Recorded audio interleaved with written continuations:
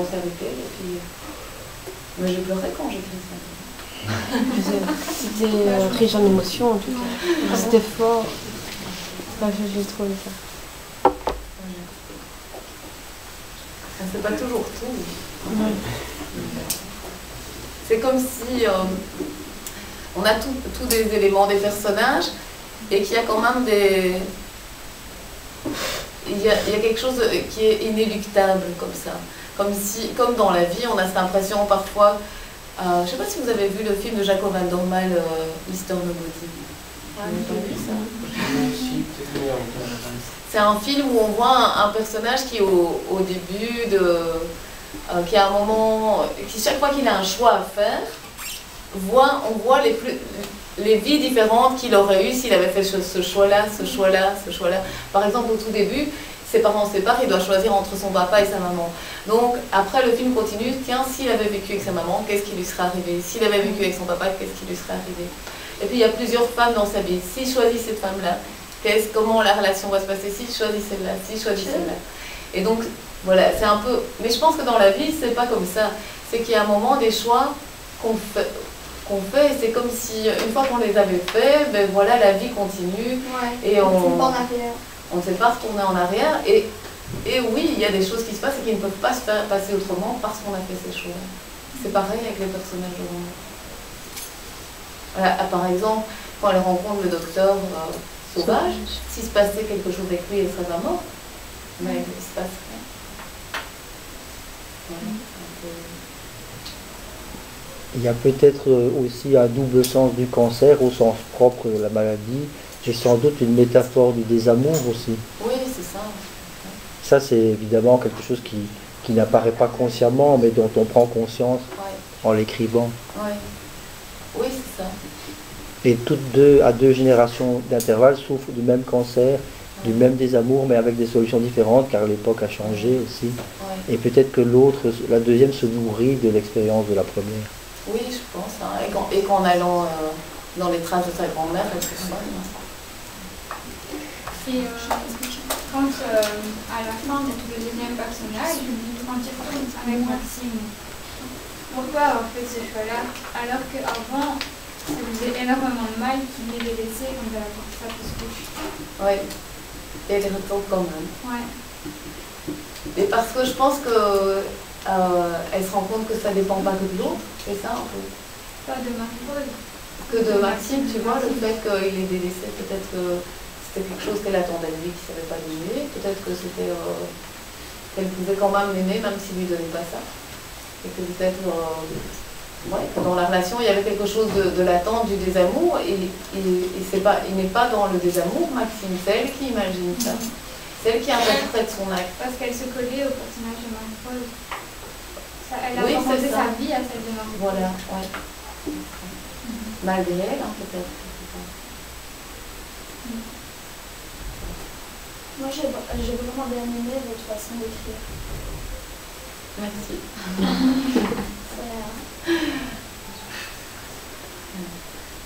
Mais c'est drôle, mais tout ce qu'on dit sur Marie-Rose, c'est des choses auxquelles je ne pense pas en écrivant. Quand on en parle, je peux vous expliquer comme dans la vie ce qui s'est passé. Ben oui, on peut expliquer après coup. Tiens, oui, c'est vrai qu'on a choisi à la fin de Sarreto, on a fait plutôt ce choix d'études-là. Parce que, après coup, on peut expliquer, parce qu'en fait, j'étais influencée par ci, il y avait ça. Mais sur le moment, on se dit, c'est notre choix, et je le fais.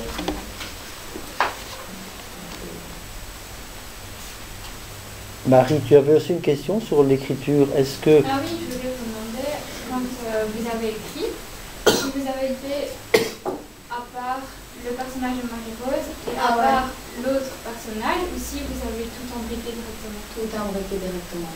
Ouais. J'ai tout imbriqué directement et à un moment je me suis rendu compte que c'était difficile à suivre et c'est pour ça que j'ai mis les parties en Italie. Au début c'était pas en italique et alors je me rendais compte que dans ma tête c'était très clair mais que pour le lecteur ce ne l'était pas forcément. Et j'avais cette impression de donner trop de clés en lecteur en le mettant en italique. Mais c'est mieux. C'est mieux. Je comprends aussi. Très court, oui. Parce que déjà, on ne sait pas qui c'est, on se pose des questions sur la voie italique aussi. Ouais, alors c'est que flou au c'était- début. Ouais, c'est ça. Ouais. Ouais. Il y a des écrivains qui donnent beaucoup de clés au lecteur et d'autres qui n'en donnent pas beaucoup. Moi, j'essaye d'être entre les deux, mais parfois j'en donne peu aussi. Ouais. Ça veut dire que le lecteur doit vraiment essayer, voilà, faire un... Oui, réfléchir. Alors, des livres courts, tu m'as dit de plus en plus courts, des phrases inachevées. Tout à l'heure, tu me disais que tu coupes beaucoup dans le bloc Oui. de marbre dont tu disposes. Tu tailles, tu es un sculpteur qui enlève. Tu n'es pas de ceux ou celles qui ajoutent des expansions. Tu peux leur expliquer un peu comment tu écris Mais qu'en fait, déjà, moi, j'ai pas beaucoup de temps dans ma vie pour écrire, dans mon quotidien. Et donc, quand j'ai le temps d'écrire, souvent, j'ai déjà bien travaillé dans ma tête. Et donc, en général, j'écris pas de trop. Donc, je sais ce que j'ai à dire et donc, je me perds pas trop dans l'écriture. Parfois, il y a des personnes qui écrivent 10 pages et puis finalement...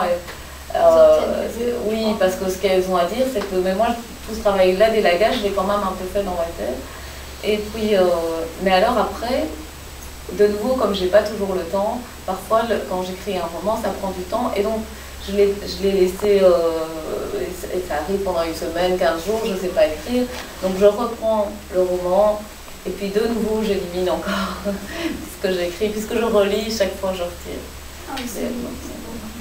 Donc je suis plutôt, en général, mon éditeur pour les romans ici, il me disait que je devais rajouter. Donc c'est plus difficile en fait. Et est-ce que vous avez fait ou bien vous préférez garder comme ça?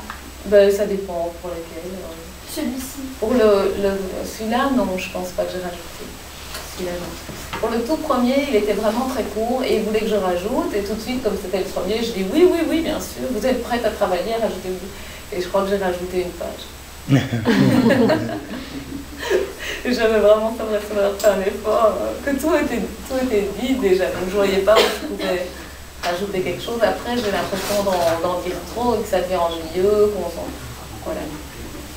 Moi, ça m'ennuie les livres où on lit des descriptions interminables, où on lit... et donc j'aime bien voilà, savoir ce qui va se passer, avancer, ou être dans l'émotion, dans le ressenti, mais si on... Voilà, même comme je travaille beaucoup, j'accompagne beaucoup de personnes à l'écriture, j'ai cette tendance à leur dire, ben voilà, ça c'est pas nécessaire, ça c'est pas nécessaire. Je me rends compte que quand je lis des romans, je dis, ça c'est pas nécessaire, ça c'est pas nécessaire. Donc bon, je vais pas écrire aux écrivains et leur dire, vous auriez dû enlever... C'est le monde, hein, parce qu'il y a il y a des personnes qui ont vraiment besoin de temps pour se plonger. Et donc, à qui ça plaît d'avoir ces descriptions. C'est chacun ses ressentis. Tu as parlé d'ateliers d'écriture, ils le connaissent puisqu'ils ont écrit, je t'en parlais tout à l'heure, une pièce ensemble avec un animateur, écrivain, lui, de théâtre. Est-ce que tu pourrais leur conseiller dès maintenant ou plus tard? Qu'est-ce que ça amène aux gens qui travaillent en atelier d'écriture? Est-ce que tous produisent le roman de leur vie, comme la dame dont tu parlais, ou voilà, est-ce que c'est répandu l'atelier d'écriture hors milieu scolaire? Oui. Et donc vous avez eu un atelier où vous avez écrit tous ensemble. Séparément, et qu'on a tous mis ensemble. On s'est donné Avec des conseils quand consignes même. bien strictes pour ne pas que ça... Oui. Juste un thème en fait. Un thème.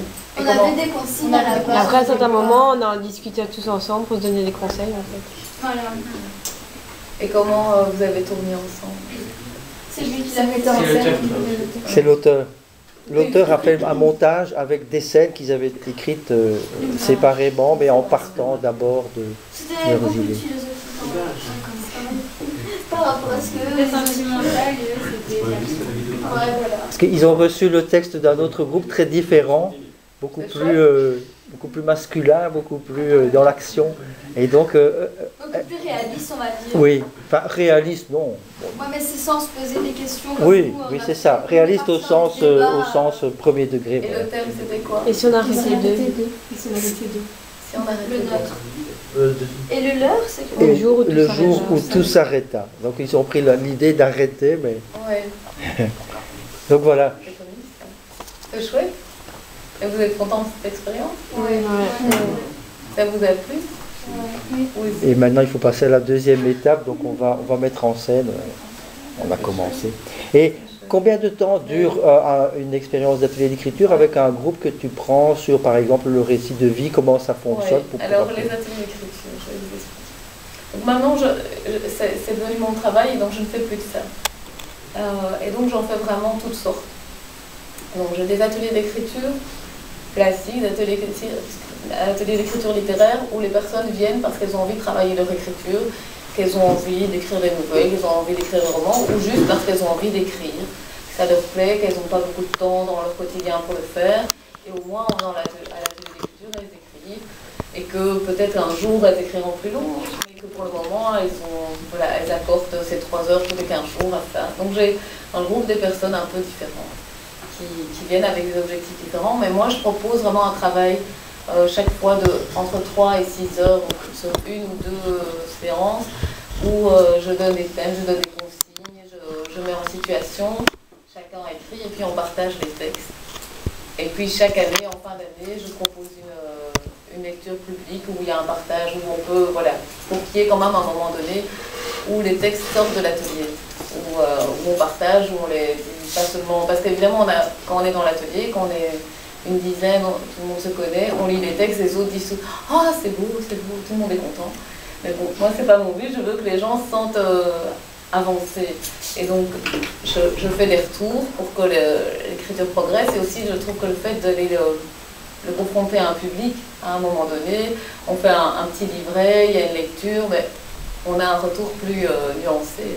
Parfois, des gens qui ne sont pas touchés, il faut aussi apprendre à se dire tout le monde ne va pas aimer, il y en a qui vont aimer, d'autres qui vont pas aimer. Donc ça, c'est les ateliers d'écriture classique. Et puis j'ai des ateliers projets, où les gens viennent parce qu'ils ont un projet de roman, un projet de recueil de poésie, un projet de recueil de nouvelles, un projet de toutes sortes. Et donc là, c'est des journées entières, c'est une journée par mois, les gens viennent.